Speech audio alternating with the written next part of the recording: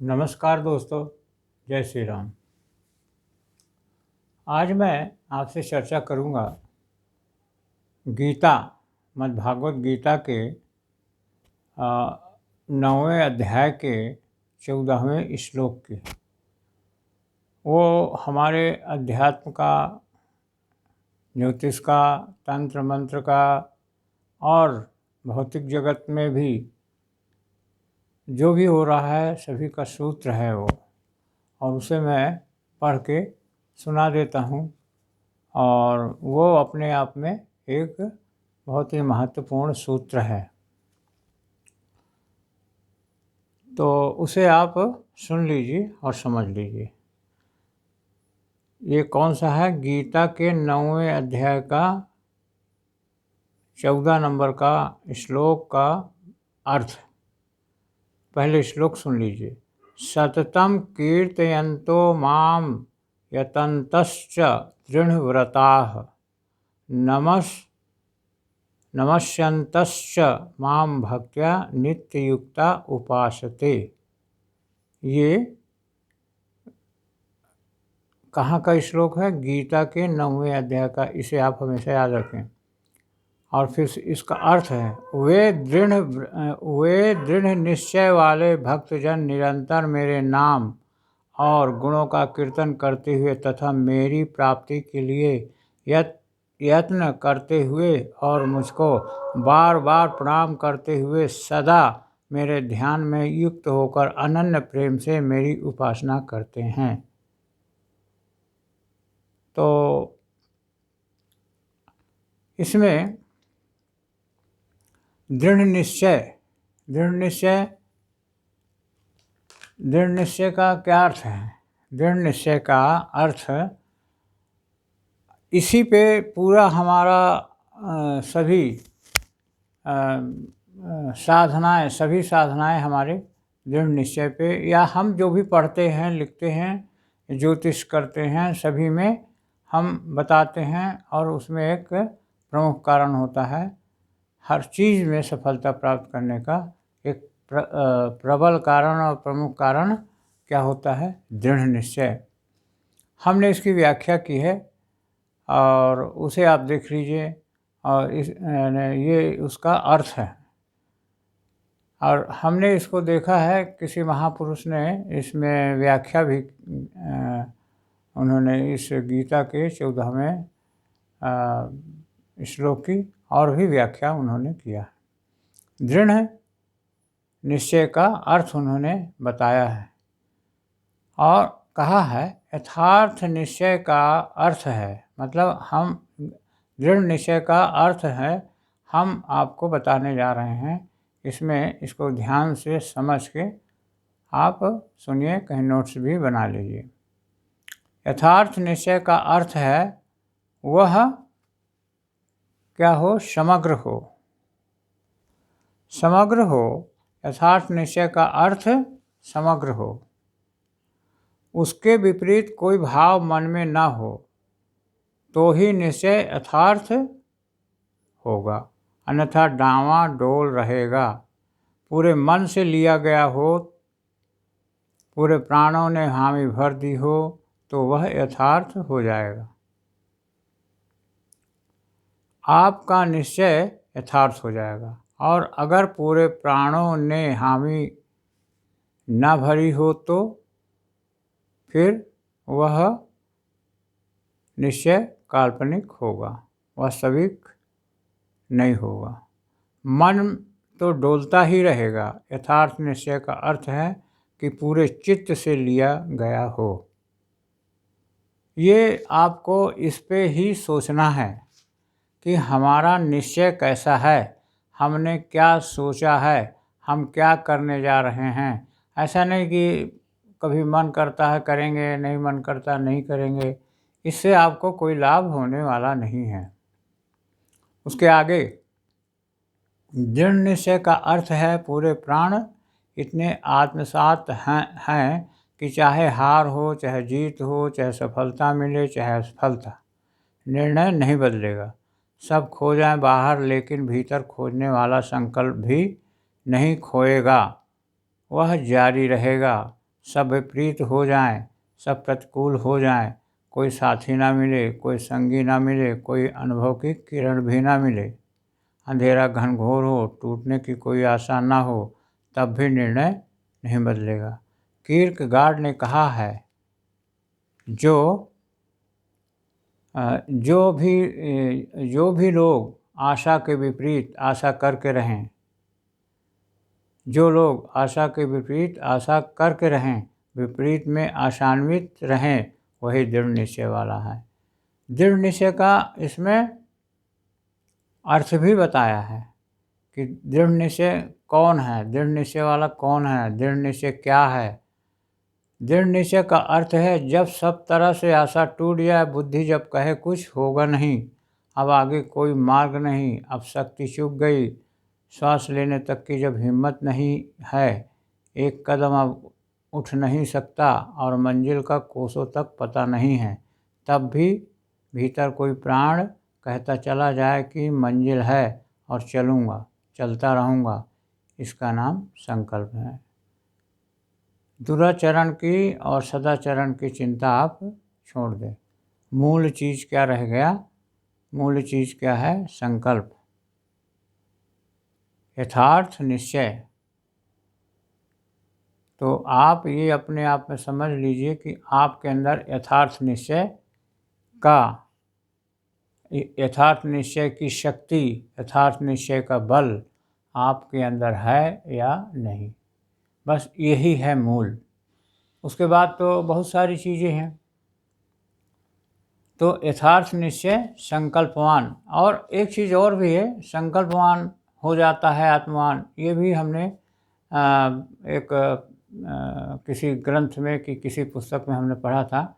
उसमें उन्होंने ये बताया है, जो महापुरुष हैं उन्होंने कहा है कि संकल्प, हम छोटी छोटी चीज़ों से संकल्प अपना बढ़ाएं और उसको हम पूरा करें। हम कोई भी संकल्प एकाएक बड़ा करते हैं और हम उसे पूरा नहीं करते हैं, तो इससे अच्छा है कि आप संकल्प ही ना लो। और आप छोटा सा संकल्प भी लेते हैं और उसे पूरा कर लेते हैं, तो वह आपका संकल्प, आपका मन एक चीज़ पे खड़ा रहेगा। एक बुक है पंडित श्री राम शर्मा आचार्य जी की, चमत्कारों की जननी संकल्प शक्ति।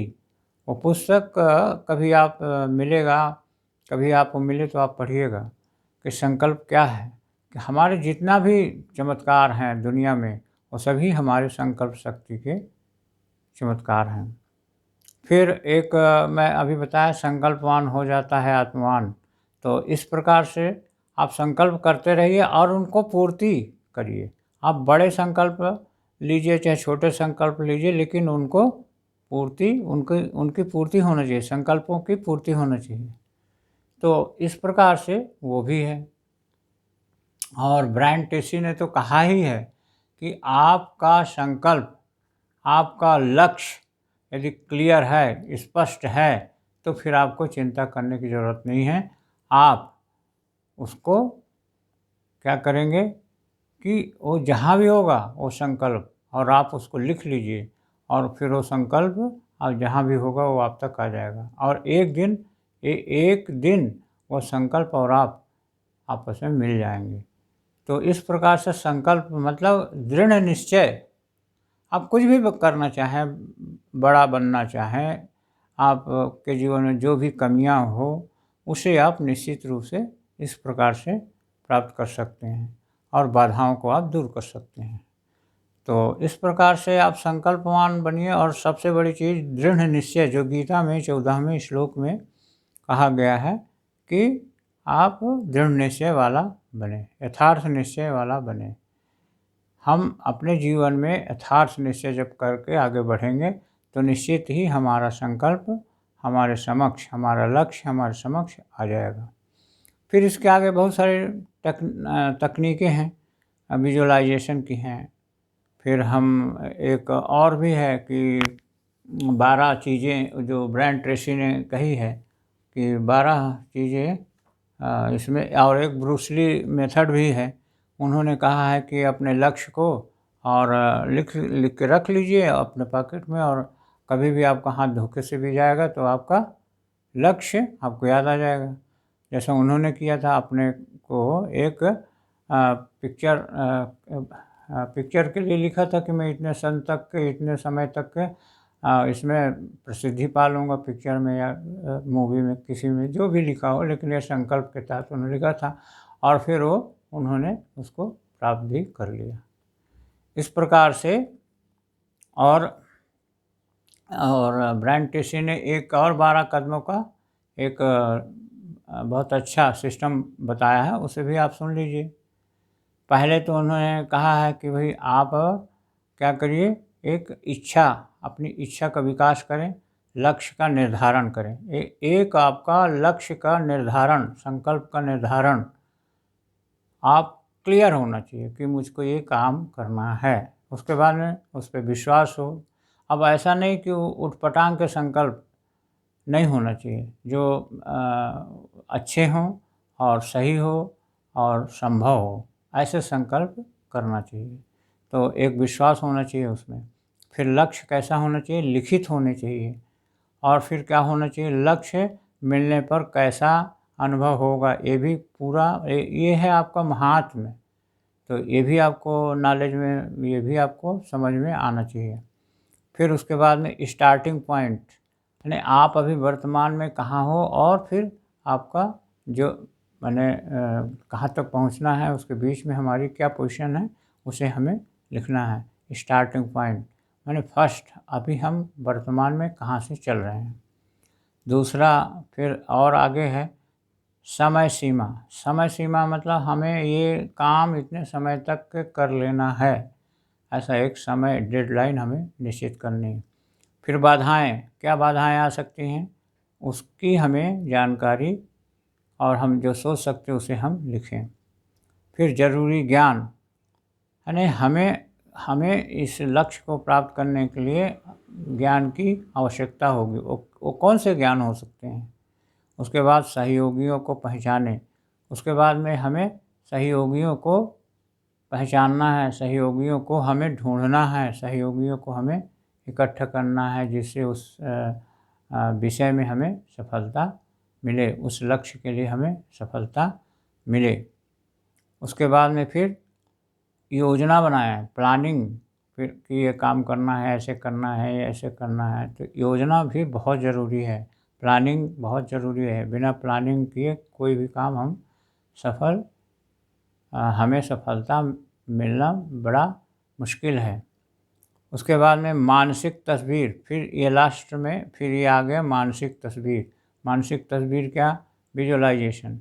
हमें विजुअलाइजेशन करना है कि वो माने हमने पा लिया है और उस लक्ष्य को हम प्राप्त कर चुके हैं।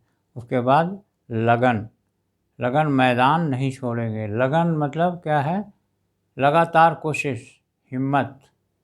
हमें उसको हम लक्ष्य को प्राप्त करके रहेंगे। ऐसा करके आप अपने लक्ष्य को प्राप्त कर सकते हैं। और इसी में जैसे कंसिस्टेंसी क्या है, लगातार उस पे हमें काम करना है, उस लक्ष्य पे काम करना है लगातार। लगातार हम 2 मिनट का, 10 मिनट का, 1 घंटे का, 10 घंटे का हम लक्ष्य पे हम काम करें। हम थोड़ा करें लेकिन कंसिस्टेंसी के साथ। ऐसा नहीं हम पूजा भी करते हैं तो सुबह किए, शाम नहीं किए, दोपहर किए, ऐसा नहीं है। हम कुछ भी करें उसको हम कंसिस्टेंसी के साथ करें, लगातार करें, तो आपको सफलता मिलेगी। इसके विषय में हम आगे फिर चर्चा करेंगे। वीडियो को यहीं से हम एंड करेंगे। वीडियो देखने के लिए दिल से आपको बहुत बहुत धन्यवाद। आज हमने इस पे चर्चा का विषय इसलिए चुना कि ये बहुत ज़रूरी है, सभी लोगों के लिए ज़रूरी है। तो वीडियो देखने के लिए धन्यवाद।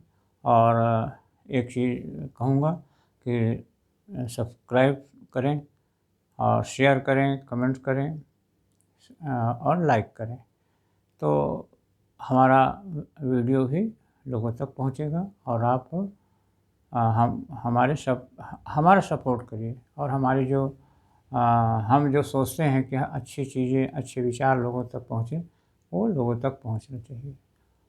बस यहीं से समाप्ति। और हम बोलते हैं कि ओम ओम जय श्री राम।